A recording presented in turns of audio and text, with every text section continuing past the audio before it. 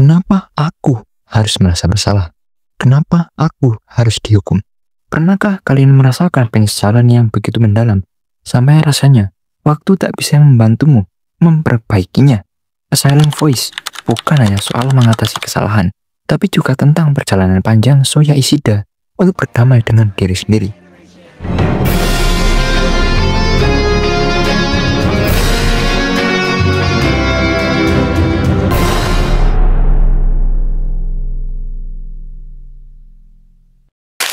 Kisah tentang perundungan, penyesalan, dan penebusan ini mengajarkan kita bahwa terkadang kita perlu maafkan diri kita sendiri agar bisa melanjutkan kehidupan kita. Kisah Soya dimulai saat ia masih kecil, seorang anak yang populer di sekolah. Ketika Suku Nishimiya, seorang siswa tunarungu, pindah ke sekolahnya, dia menjadi sasaran empuk bagi Soya dan teman-temannya. Tanpa sadar, dia menjadi bagian dari sistem yang merendahkan dan menyakiti orang lain.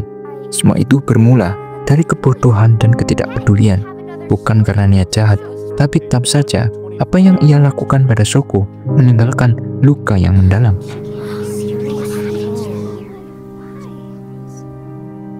Di sini kita bisa melihat bagaimana mekanisme psikologis groupthink berperan. Soya awalnya ikut-ikutan, merasa diuntungkan karena menjadi bagian dari kelompok yang memiliki kekuasaan. Ia bergabung dengan kelompok tersebut untuk menyakiti seorang yang lebih lemah dari dirinya. Ini adalah refleksi dari ketidakmatangan emosional dan keterbatasan empati pada usia muda. You're such a freak!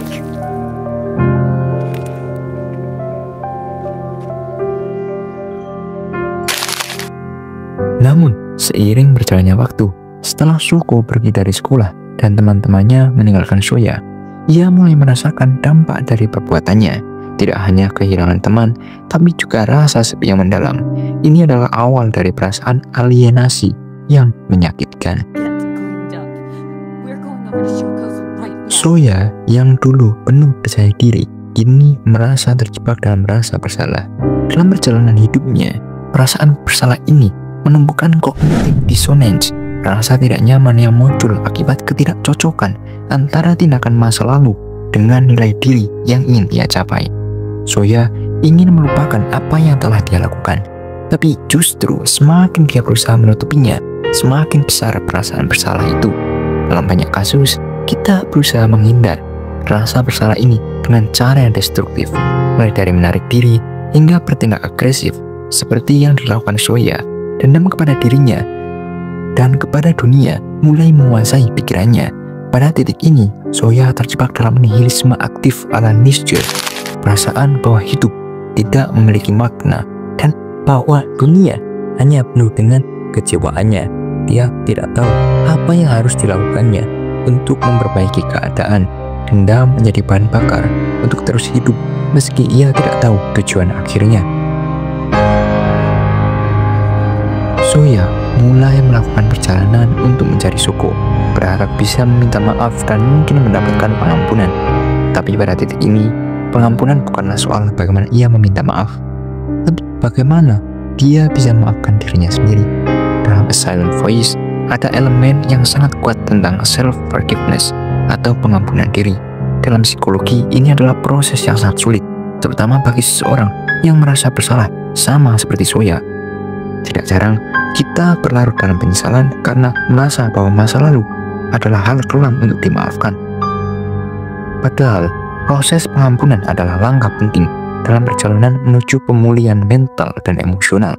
Ketika Soya bertemu kembali dengan Shoko, ia bukan hanya meminta maaf, tapi juga berusaha untuk menerima kenyataan bahwa kesalahan masa lalunya tidak bisa diubah.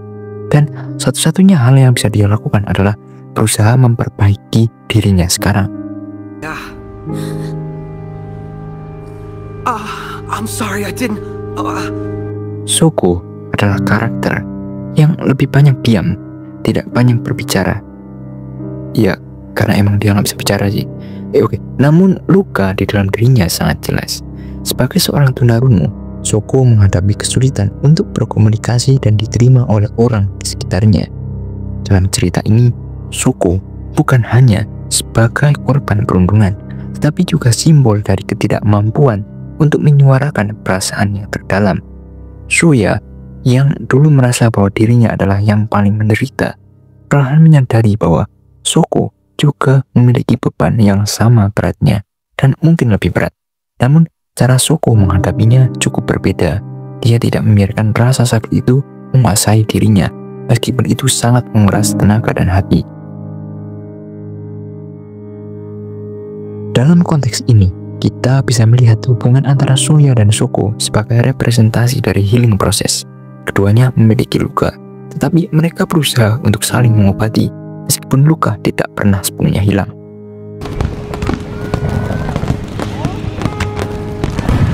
Pada akhirnya, kita melihat bahwa Soya tidak menemukan makna hidup dalam satu momen, tetapi ia mulai memahami bahwa makna itu bukanlah sesuatu yang datang dari luar, tetapi sesuatu yang dia pilih untuk ciptakan. Dalam filsafat eksistensial, makna hidup bukanlah sesuatu yang ditemukan begitu saja, tapi diciptakan melalui pilihan-pilihan yang kita buat.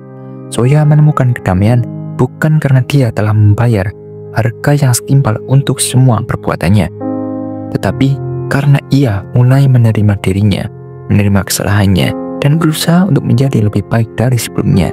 Ini adalah perjalanan panjang yang penuh dengan kegelapan, namun juga penuh dengan harapan. Pada akhirnya, A Silent Voice mengajarkan kita bahwa tidak ada penyesalan yang bisa dihapuskan begitu saja.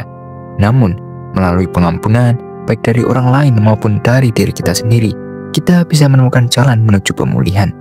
Soya Ishida mengingatkan kita bahwa kita tidak perlu dibelenggu oleh masa lalu. Kita semua berhak memilih untuk memperbaiki diri, meskipun itu memerlukan waktu dan usaha yang panjang. Oke, sekian dari saya. Seperti biasa, terima kasih.